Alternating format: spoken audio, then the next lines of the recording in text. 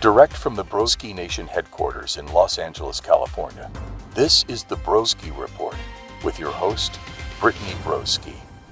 Buenos días! Buenos días, Broski Nation! La nación del Broski, de la Broski. La Virgen de la Broski. ¿Ok? La Virgen de la Broski. ¿Ok? Bienvenidos. Nos regresamos. Hemos regresado a la Broski Nation podcast. Welcome back to Broski Nation, guys. I'm tweaking. I'm geeking. I can't save no ho. Okay. Shout out, first of all, today, this is the unofficial sponsor. Okay? If you guys, seriously, if you're watching this Red Bull, you better fucking hit my line. Red Bull? Blueberry Red Bull?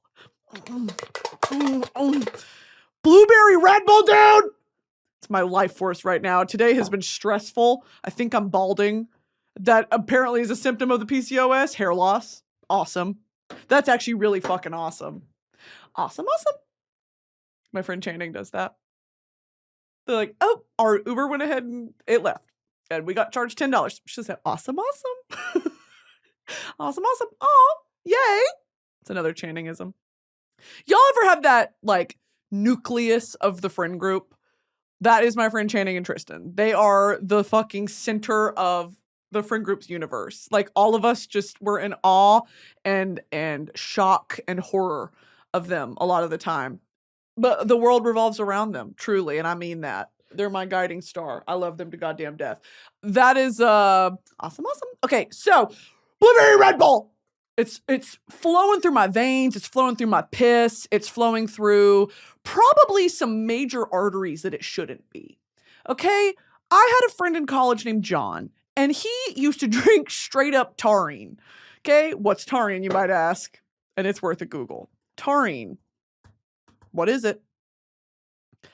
Taurine, or here we go, 2-aminoethane sulfonic acid. Now, I think this is actually what you put into a diesel truck. Okay, aminoethane sulfonic acid. Yep, that's going to be what you put into a diesel truck. That's leaded fuel. Is a non-proteinogenic protozoic. What is protozoic? Doesn't that mean dinosaurs? Protozoa. It really is stressful sometimes being this smart. Having a swollen, like, oozing brain. Is it painful? Yes. Does the weight of the world weigh heavy on my shoulders? Yes. Do I know what protozoa is? Yeah. Protozoa are a polyphyletic group of single-celled eukaryotes. Do you remember fucking eukaryotes, bitch? From biology? My biology teacher from high school died recently. He was also like 89, so RIP to bro. And he was mean. He was like really mean. And he used to talk about aliens. Anyway, proteinogenic aminosulfonic acid. Protein as in protein. Not as in protozoic as in a dinosaur. Okay. So we're not doing protozoic era right now. If you think about it, before eras existed, before the Eras World Tour existed, there were classes of dinosaurs that were categorized by their eras. Protozoic era. Proterozoic. The Proterozoic is the third of the 4 geological eons of Earth's history, spanning the time interval from 2500 to 530.8 MYA. Now, I'm going to go ahead and assume that means million years ago. Take me back. Oh, God, y'all. That's actually going to make me so nostalgic. Take me back to 2500 to 538.8 million years ago. The longest eon of the Earth's geological timescale. It's preceded by, of course, everyone say it together, Archean, and followed by the Phanerozoic. And, of course, this actually goes without saying, the most recent part of the Precambrian super eon. Okay, so this is what I'm talking about. Look, eras. Paleo-Proterozoic, Mesoproterozoic, Let's go ahead and break this down. Ooh! It is etymology time with Brittany Broski. Etymology. the study of the origin of words and the way in which their meanings have changed through history. Yes! Okay. We're going to look at the prefixes here.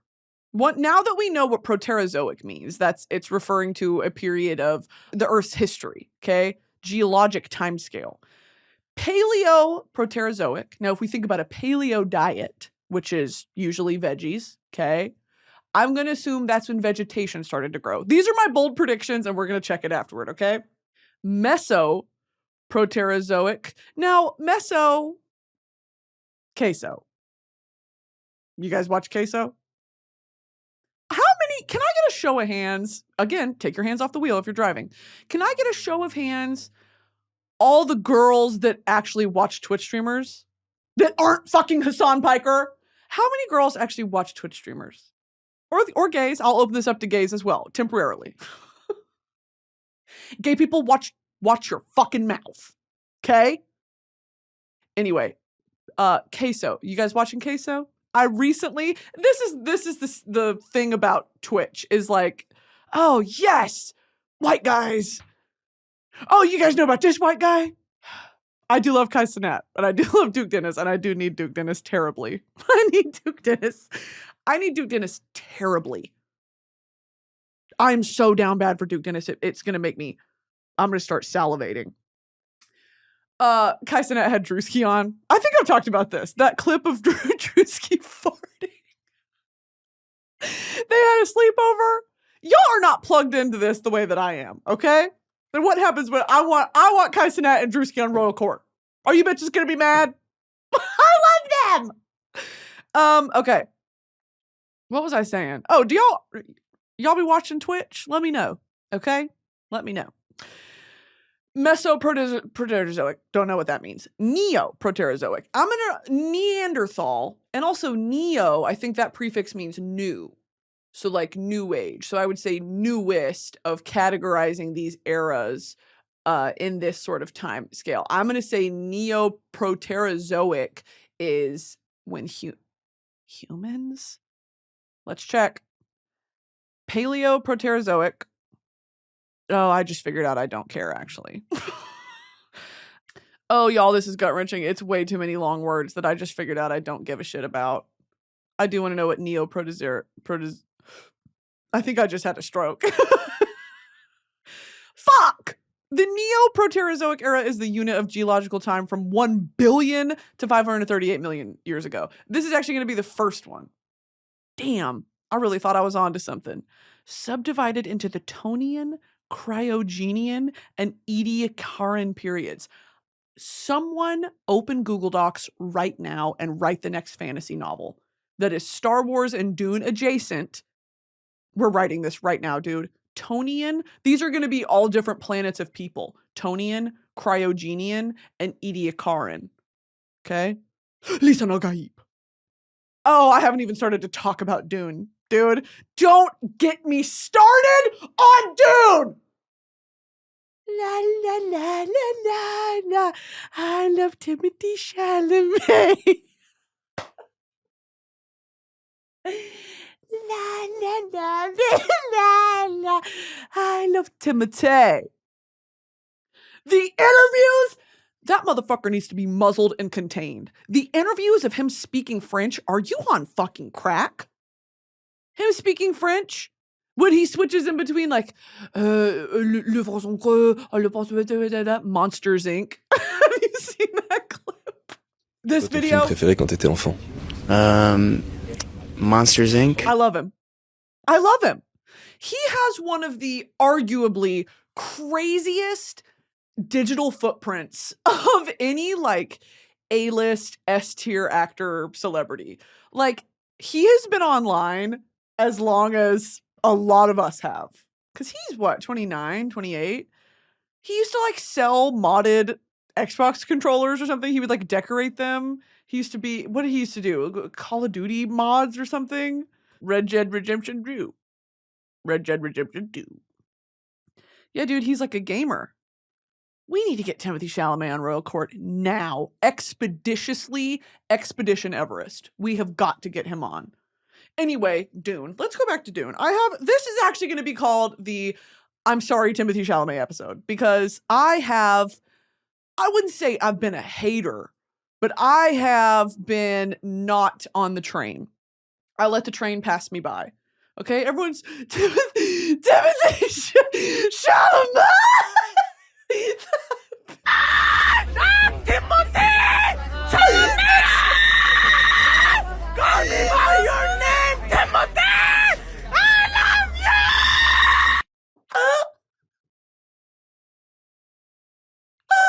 That's the funniest video I've ever seen. Oh, I can't breathe. Oh my god. That is one of the most ridiculous videos I've ever seen. I'm drooling. Oh my god. If that ain't me, if that is not me, seeing yourself represented in media is so, so, so nice. That video kills me. That is literally the energy that people have towards this man, and I never understood it. I had a similar thing with Cillian Murphy before I started watching Peaky Blinders. I was like, what? What are we doing? I don't understand. And then I watched one episode, and I was like, I'm right there. See, I was here, now I'm there. Okay, I was far away, but I have returned. I was far away from you, I found my path. Okay? I feel the same way about Timothy. I was just like, this little twink. This little fucking twink. And then I watched Dune 2. What's happening to me? The voices. La la la la la la. I love Timothée Chalamet. It's The Shining, but at the end of the hallway, instead of the twin girls, it's Zendaya and Timothée Chalamet. It's fucking Austin Butler's bald ass. Fade Ratha, may thy knife chip and shatter. Oh God, I have so much to say. I'm tweaking, I'm geeking. I'm start chewing on this wire. I do think as an adult, like an oral chew toy would be really, really nice. Why do babies get to have all the fun? Babies get to gum the shit out of those teething toys. I want to teeth. What if I'm teething? Don't look at her, she's teething. I hate getting dinner with Brittany. She teethes before she eats. Teething is a treatment for binge eating disorder. Oh, I gotta chew on my microplastics. Dude, teething? Teething as a 26-year-old. Sorry, I'm teething. No, it's okay. It's okay. Not a lot of people understand it. Yes, it's part of my condition. What's your condition? My gums. What's wrong with your gums? Well, I just have to chew on stuff sometimes. Why? Cause it feels good. Damn. Shit. What else you want to know? My bra size? Cause I like to chew. How come at a certain age it's just like no more chewing? Get that shit out of your mouth. And if I catch you with a binky, it's over. What if I want a binky? We all hated on the rave girls who've got the binky in their mouth because what is that about Molly that makes you want to suck? I don't know bullshit about rave culture. Why do rave girls suck on binkies? What are pacifiers for at raves? The pacifier helps protect the teeth, gums, tongue, and inner cheek, and just deters the annoying effect of constantly grinding your teeth. Oh, Molly Jaw. Oh, wait. I did actually forget about Molly Jaw. That makes sense. And what does TIL mean? TIL, people suck on pacifiers during raves in order to satiate the need to grind one's teeth after consuming MDMA. I did think MDMA was actually going to be a fighting ring.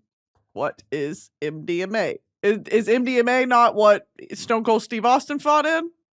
Oh, it's actually going to be methyldienoxymethamphetamine. Oh, ecstasy and Molly and Mandy. Miley and Mandy.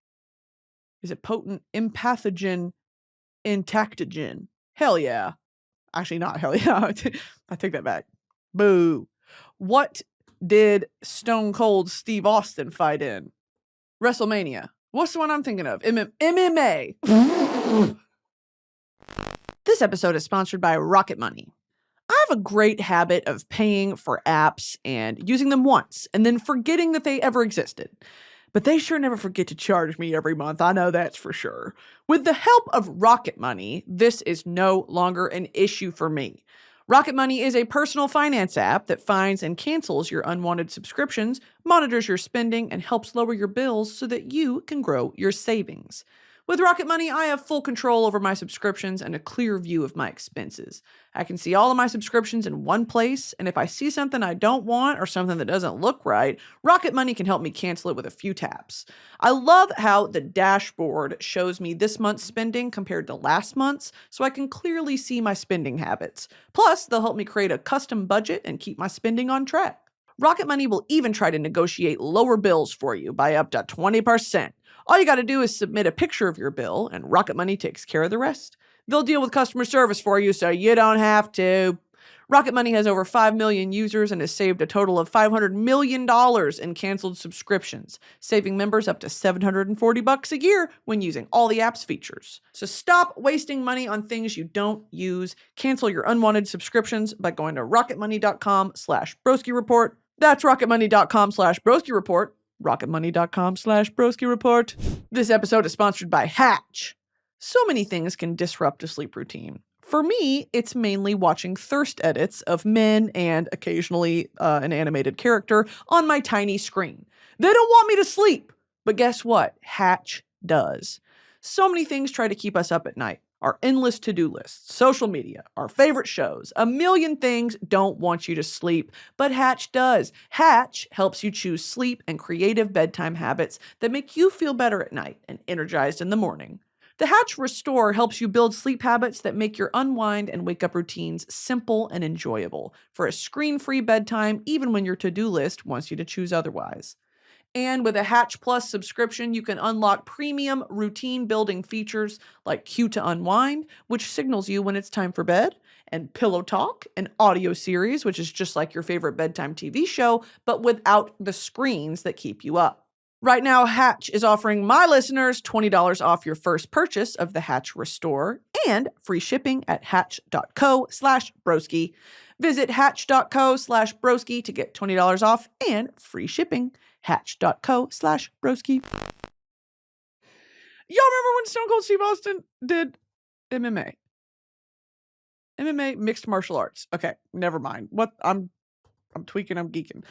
I have a question. Have y'all ever seen Stone Cold E.T.? And before I show you this, you need to be somewhat familiar with Stone Cold Steve Austin, okay? Stone Cold Steve Austin is a wrestler, and he's got certain catchphrases, and they're unimportant to this, because what I'm about to show you, you'll get it, okay? You'll get it if you understand that he's doing an impression of a wrestler. And if you are an audio-only listener, let me go ahead and visually describe what I'm about to show you. This is going to be a young gentleman who is pulling through the White Castle Burger drive-thru, doing a Stone Cold Steve Austin impression. Again, not important. You don't need to know who he is. Wearing an E.T. mask and a gray hoodie, okay? Now, with that in mind, let's go ahead and watch it. This is Stone Cold E.T., and I just want to order a couple White Castles to go. So sorry, can you repeat that again? I said Stone Cold E.T. would like a couple cheeseburgers and maybe a drink, and I'd like to get out of here as soon as possible, and that's the bottom line. Hey, do you want to pull up? I can't understand anything you're saying, please. Okay, you want Stone Cold E.T. to pull up what side? Just pull up to the first window. Okay. The fucking mask. How can he see?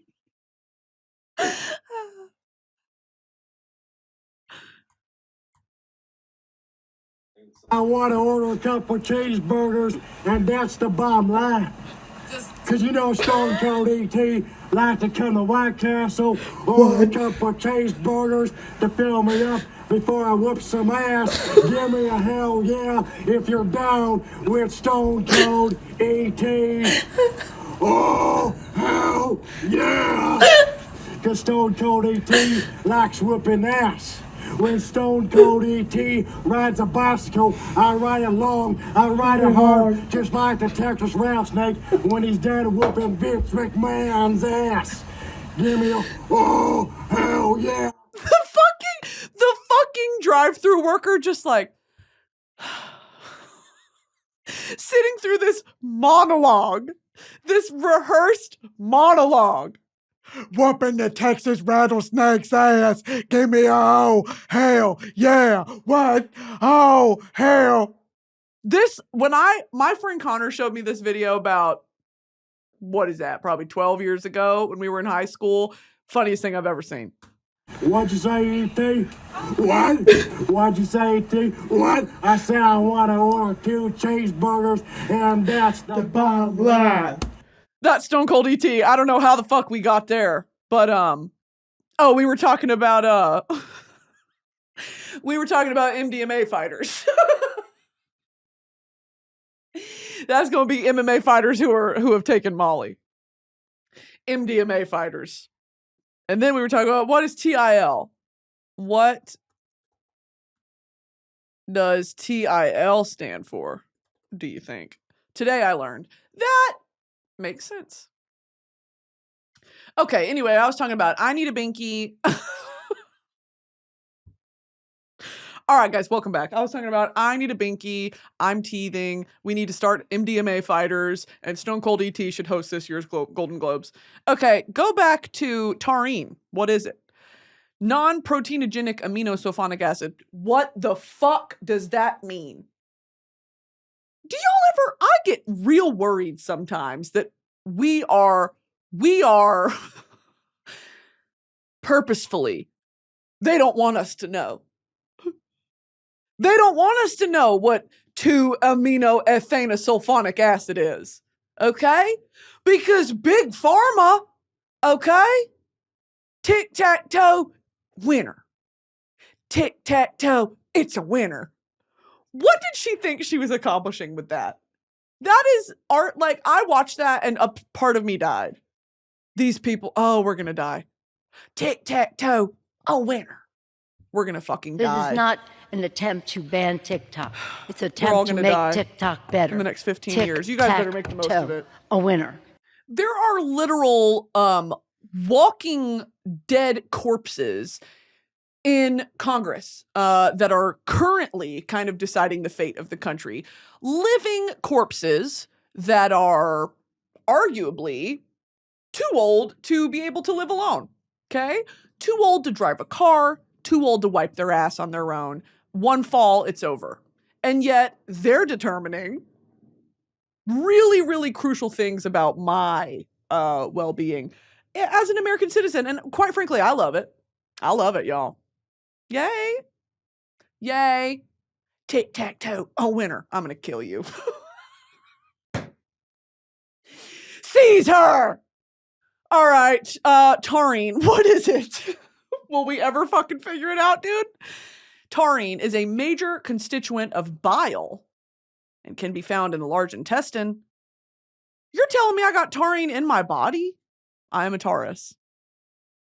That actually makes sense. I've got taurine in my body. I am a Taurus.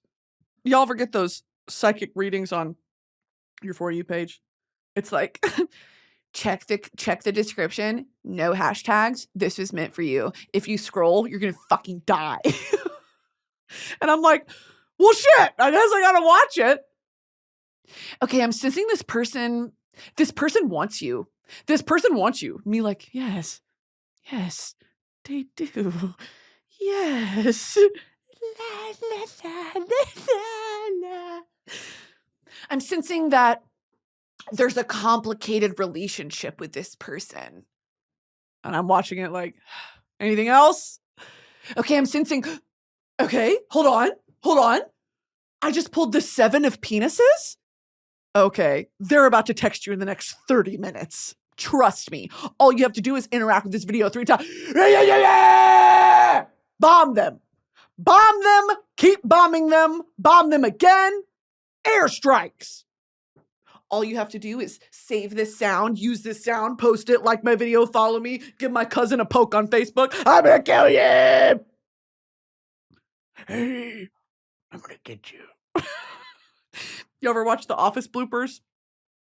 Have I ever seen The Office? No. Do I care to? No. I know all I need to know about the fucking Office. I know everything I could ever need to know. You bitches don't know how to act. And by you bitches, I mean my fellow whiteys. My fellow whiteys, stand up. We have got to get it together. New girl, The Office. Hi, how are you? Guys! Guys, work with me. Guys, seriously. There's this blooper from one of the seasons of The Office where he goes, of course, Steve Carell. He goes, working on a new one. Scranton Strangler. Hey, I'm gonna kill you. Play it. Oh, I'm working on a new one. Scranton Strangler. I'm gonna kill you. And then, of course, John Krasinski's laugh is the cutest thing I've ever heard. John Krasinski, smash or pass? Smash, Hulk smash. Hulk smash. Hulk smash. Oh! Smash to the point where, like, I've got my fists and I pull them down the table and it goes to slow motion and the desk breaks apart. And everything's in slow motion. And it's... Oh! And suddenly, all my clothes rip off and I'm shirtless and I've got a six-pack and pecs. And I've just got on ugly brown cargo shorts. Why did they give the Hulk cargos? What's he storing in there? And they're all ripped off, all sluttily. No way he's like bending over, lifting up cars and throwing that shit and the cargos aren't ripping. The Hulk is not, in my opinion, really built for the type of work that they employed him to do. You know what I mean? He's not very like aerodynamically designed. He's just a big fucking dude. He's a big fucking guy who just needed a hug. No one listened to the Hulk. No one ever listens to Mark Ruffalo, and it really, really upsets me. Y'all don't listen to Mark Ruffalo. He's just misunderstood. Y'all want him to be what you want him to be. You don't respect Mark Ruffalo. Justice for Mark Ruffalo. What happened? Nothing. Okay, taurine. Okay, now, if you are not a Taurus, you actually don't have this in your body, so sorry. I wonder if they have, like, Scorpioine, Virgine, Vatican. The appearance is colorless or a white solid. Ew. Ew's like cum. Ew, taurine's like cum. Taurine occurs naturally in foods with protein, such as meat or fish. How much taurine is in a can of Red Bull, do you think? It doesn't say. How much taurine can a man take?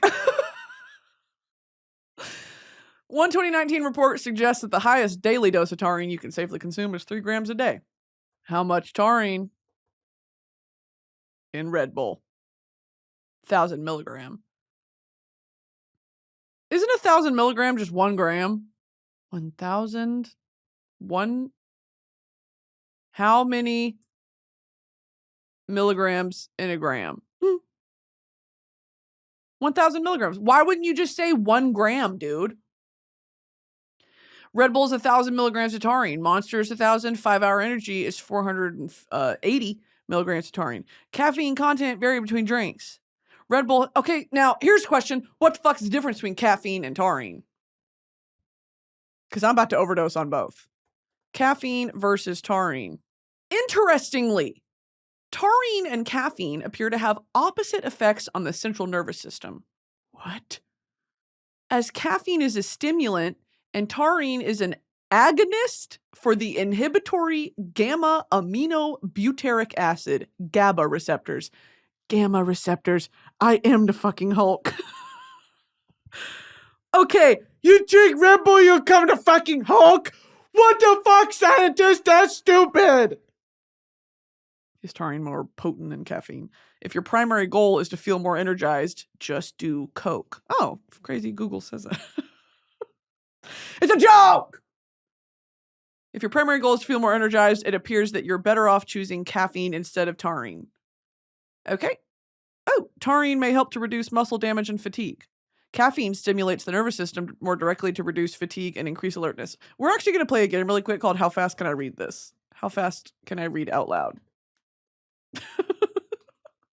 Challenge. Can you keep up? Speed reading and RSVP. Hello, everyone. We will be talking about rapid serial visual presentation, or RSVP for short. Okay, this is 150 words per minute, okay? It eliminates the need to move your eyes across text when reading and increases the number of words you can read per minute. Right now, we are reading at a 3rd grade pace. So let's speed this up a bit. Okay, this is 257 words per minute. Still with me? Now we are reading at an 8th grade pace. In addition to reduced eye movement, RSVP says fuck! I have a fucking panic attack! Read out loud in your head. With this method, you simply don't have the time to process subvocalization. You also don't have the chance to backtrack and check words you may have missed. Like, catch that? No, of course not. In one study, Elizabeth Schroeder and colleagues tested participants' reading comprehension when they were to reread words that was taken away. The researchers did this by using an eye tracker and replacing the words the participant already looked at with X's. They found that when the participants could not reread words in a sentence, their comprehension of the sentence suffered. Now we are reading at an average adult speed. If you don't think I'll push the bounds of your reading speed by the end of this video, you are sadly mistaken. Despite the research suggesting RSVP leads to poor reading comprehension, companies like Spritz and Spreeder have RSVPs that can possibly help consumers read faster on more devices. Particularly RSVP companies that benefit from this technology as their screens cannot fit many words at one time. Is this meaningless innovation since reading faster doesn't mean reading better? Maybe. We are reading at an average consistent speed at this point. I think we can agree this is hard. If you have kept up some, I'm impressed. Is it easy to do on the first try? Which leads to the thought that maybe all we need to do is learn how to read this way in practice. The average possibility leads to speed, unless a bunch of I feel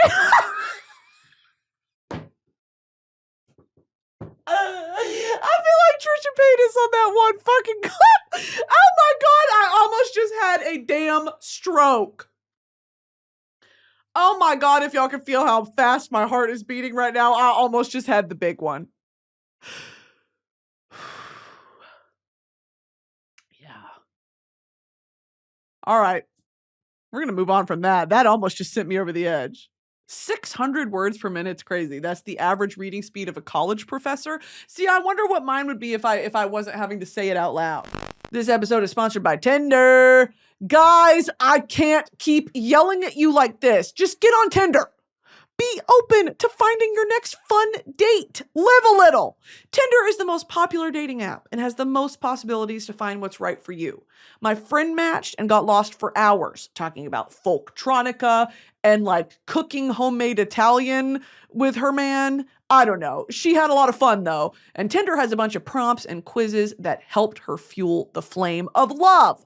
Now she's blowing up our group chat with never-ending photos of pasta and line dancing, and I just can't take it anymore. Cuffing season is over, but finding your next match doesn't have to be. Go grab your phone, tap that download button, and try Tinder today. Explore all the possibilities for yourself on Tinder. It starts with a swipe. Download Tinder today. Okay, can everyone shut the fuck up? Y'all are in my head. Y'all are in my head, and I had one thing I wanted to talk about, and that was Timothée Chalamet.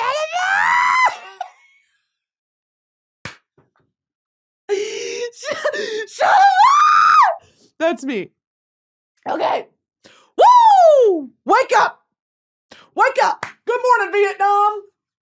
Where's Vietnam on a map? There. Where is Vietnam on a map? I know this. Vietnam. It's right next to Cambodia. It's right here. It's right here. Oh, this map isn't that accurate, is it?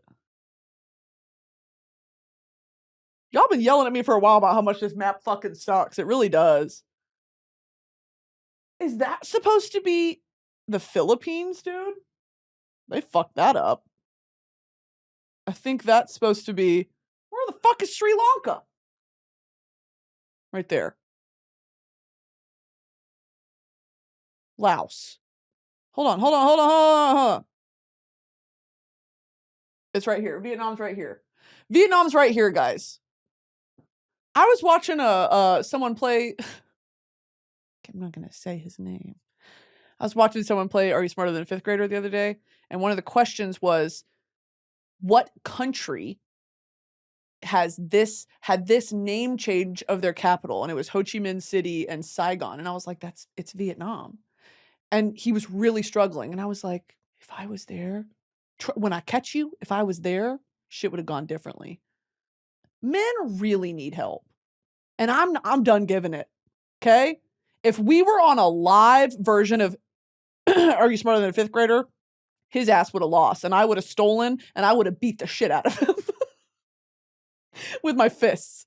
I would have started wailing on him. Wham! Wham!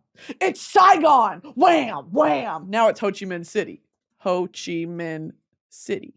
Ho Chi Minh City, Saigon. Why did the name change? Commonly known as Saigon, is the most populous city in Vietnam with a population of around 9 million. Why did the name... Is Ho Chi Minh City the same as Saigon? During the Second Indochina War, or the Vietnam War, I've never heard it referred to as the Second Indochina War. Whoa. In the 1960s and early 70s, Saigon was the headquarters of U.S. military operations. Parts of the city were destroyed by fighting in 1968. On April 30th, 1975, North Vietnamese troops captured Saigon, and the city was subsequently renamed Ho Chi Minh City. Whoa!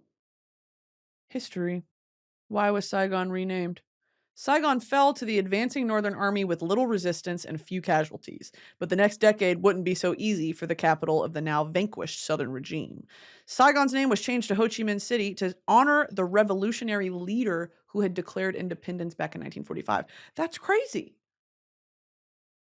Can I wear shorts in Vietnam? Remember that short shorts, crop tops, and tank tops are not considered appropriate in Vietnam. You know, when I went to... I've got sweat under my boobs. Sorry if you see me like adjusting. Sorry. It's hot as fuck in here.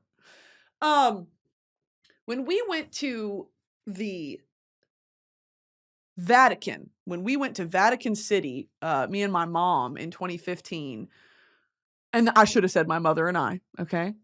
It's American colloquialism. That is how I speak, and I have no intent on changing it because for me, it is accurate, okay? I will die on this hill that sociolinguistics, there is not a wrong way of someone speaking, okay? There is a formal way and there is an informal way, but never incorrect, okay? And I fucking hate when people will adjust how some people speak. No. Okay? Okay, so me and my mom, we were in Vatican City, and I literally remember having to have this conversation. I mean, it's not like we were dressing like hoochies, but it was like, you need to be fully covered, and it was hot as fuck outside.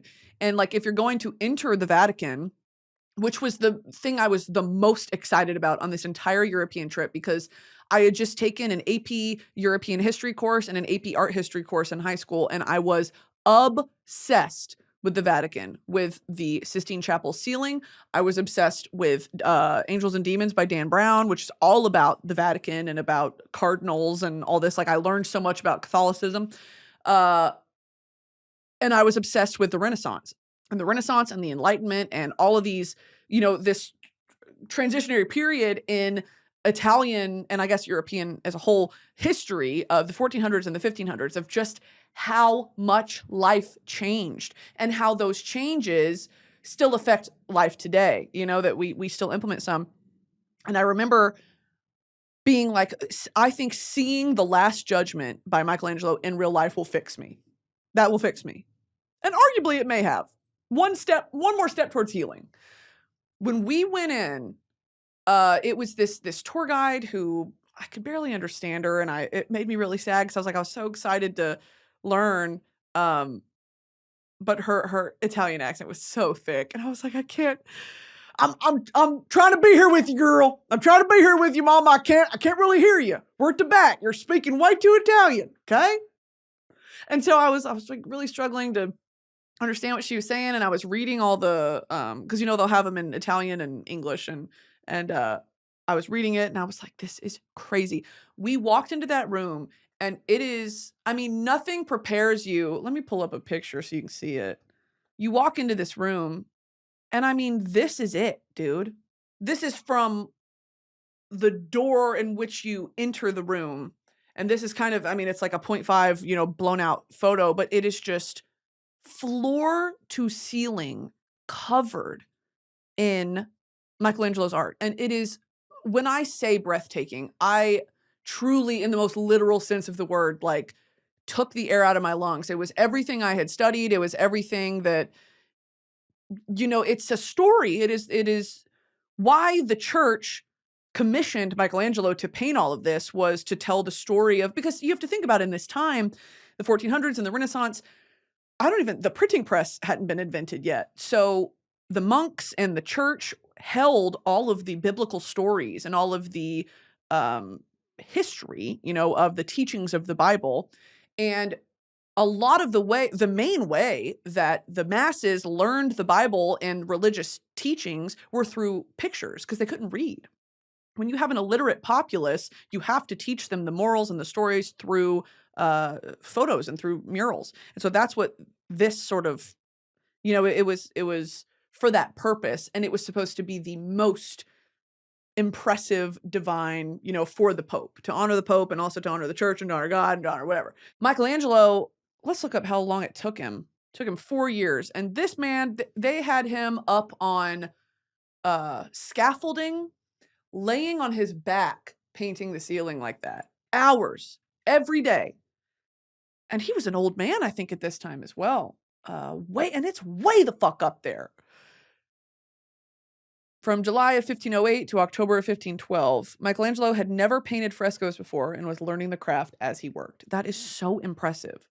That is so impressive. And I remember watching some documentary about how they restored it, because it falls victim to history, and it falls victim to wear and tear. And when major historical events happen, like war or revolution or overtakes or, anything where the goal or what's happening in society and in history isn't, what the fuck am I trying to say? When the instinct is not preserve the art. For the love of Christ, preserve the art. Things like World War II, where the Nazis stole so much art and I will die on this fucking hill, dude, and it makes me so upset. I think no art that is of historical significance should be privately owned. I don't think that it's just not right. I think that for the sake of humanity and for the sake of sharing art and learning from art, it should not be owned in the private sector. It should be in a museum, and it should be on rotations, and it should be touring different museums so that people in all different parts of the world can see it. And we have the technology, we have the means, we have it down to a science now of how to do that in a way that preserves the art, honors the artist, and, maximizes people seeing it and experiencing that art in real life. That shit, dude, all those movies and documentaries about how the Nazis just stole shit and it just sat in warehouses. It's just, oh my God. Stanley and I recently were in New York, and we went to, what's the fucking museum called? New Gallery. This one right here. The New Gallery. This building was owned by the Rockefellers, and it's just beautiful inside. And you can go to, so it's half of like an art museum. It's a very small art museum. And then there's a little cafe in the bottom half, and it's gorgeous. It's got these all wooden walls, real high ceilings, and a mirror wall. And it's these cute little iconic lamps that you can actually buy in the gift shop. They're so fucking expensive. But they've got great dessert, great drinks, coffees, matchas, whatever. And we went there kind of like later in the day. They were about to close. And because he was telling me about it, he was like, we've eaten there, but I've never seen the art there. And I was like, I Googled it. Bitch, there's Klimt's. There's Gustav Klimt's there. And I was like, oh, we should go in. And so we bought a ticket. We went in. Bitch! It is the portrait of, and this is my art history nerd coming out. Sorry, indulge me. Oh, you don't care? I don't give a fuck. Listen, you're going to learn something today. It is the stolen and returned portrait of Adele Bloch-Bauer I, which is this one by Klimt. This one, assuredly you've seen this photo before, this painting with the gold leaf on it. This painting is so iconic, and the Nazis stole it during World War II, and it became a legal battle between Klimt's offspring. I don't know if I think it was his daughter. It became a legal battle between like his estate and her, and then because it's this incredibly famous portrait and work of art that arguably belongs to history, whatever, it was a war or a legal battle between her and like the United States and then like some committee in Europe to get it back in her possession because it belonged to her father. Or maybe it was her grandfather, I'm not sure. And I know that kind of anyway, that kind of goes against what I just said of like it should be in the public eye, but it is. And that's what I was getting at, is that yes, you know, because it belonged to Klimt's estate and then it was stolen and then returned, but then she couldn't get it. I think it's exactly where it belongs now, on display for the public to see, along with a bunch of other Klimts. It's this beautiful Klimt exhibit in the new gallery. And I'm like, it's just breathtaking. Me and Stanley were geeking out. That shit is crazy. And it's big. It's big in person.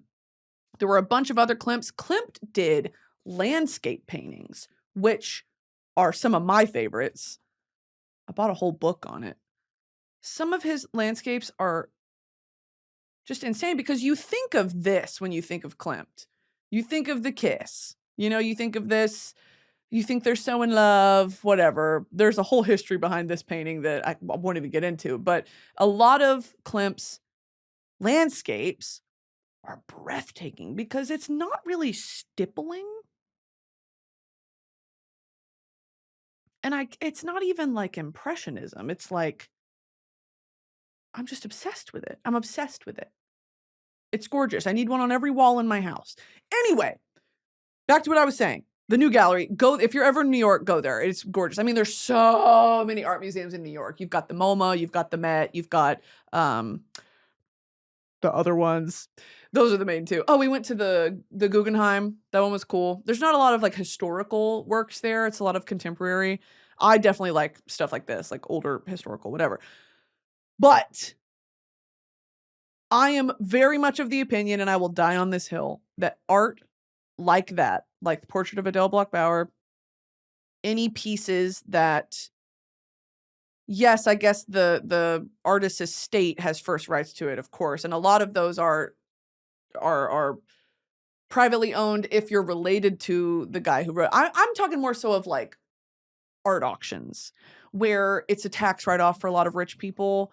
That's the shit that makes my blood actually boil, because you are hiding that away from the world, and it's not yours to hide. You know, it pisses me off. So anyway, back to the Sistine Chapel, as I was talking about. This shit was absolutely breathtaking in real life. And this, on the back wall, this is called the Last Judgment. Okay, so imagine you walk into the Sistine Chapel. It's kind of a small room square footage wise, but it's very tall. And there's multiple levels that I'm honestly not sure I do think they do service in there. Because we had to be quiet when we went in. And this whole back wall is supposed to be the Judgment Day, which is when Christ comes back to earth and the sinners are picked apart from the believers, and, you know, all whatever, they're cast down to hell, and then Jesus will take everyone who accepted him into their hearts up to heaven. We know the story. There are so many, I think I've talked about this in an art history video before on my YouTube, where there's so many little details in here that's like Michelangelo painted himself in as like this little nasty skin over here. This right here. Where'd it go? Right there. That's bro. He painted himself in as like a nasty, spineless skin. And that was truly, like, in my life, there's been a lot of art that's impacted me, but like being in this room, it was like truly tears in my eyes, because you think of how old it is, and you think of all the history that's come before you, and all the history that will happen after you, and all the history we've lived through. And it just makes you feel so small, and not in a scary, you know, I'm ultimately insignificant type of way, but in a, I don't know, I would say like an optimistic, nihilistic way of, I am so small, and that's the beautiful part of it. When you think that you are the most important person in the world, and you think that life revolves around you, and fucking the sun rises and falls for you every day, and it's just not true. There is so much life that just doesn't concern you, and the most we can do is just be kind to each other, because you stand in a place like that and you think, this is nothing like I've ever experienced, nor will I ever experience it, usually as an American. America is such a paradox, this country, being so young as it is, but at the same time, so much history packed into being such a young country. Ultimately, we are, at the tail end of world history. And when you think back to the 1500s, dude, that's not even, I can't even conceptualize that. And then you start thinking about the philosophers of the time, and then back even further, thousands of years, the Roman and Greek philosophers, and you just start to feel so small. And I can't really accurately put it into words unless you felt that feeling too. I don't know if, for me, it happens at art museums. For other people, it could happen if you've ever been to the Colosseum, or if you've ever been to like a historical location, especially historical locations where a lot of suffering has happened, where a lot of, and it's important to keep visiting those places to remember that history is not that far behind us. Like visiting plantations in the South. I visited the Whitney plantation, which I believe is in Louisiana. That's right. We drove there, me and my mom, when we went to NOLA one time. And we went to the Whitney plantation, and it's so important let me get sort of, serious for a second. It's so important as a white person from a white family from the South to go to these places, because for some fucking reason, debutante balls and like this sort of Civil War era culture is still celebrated in the South. And obviously that's the conversation around like the Confederate flag and shit like that. It is the strangest thing when, I grew up not really having people worship those figures, like the Confederate soldier, Confederate army leaders, but like there is a reverence for those characters and those historical figures. And the older you get, it's like, why the fuck?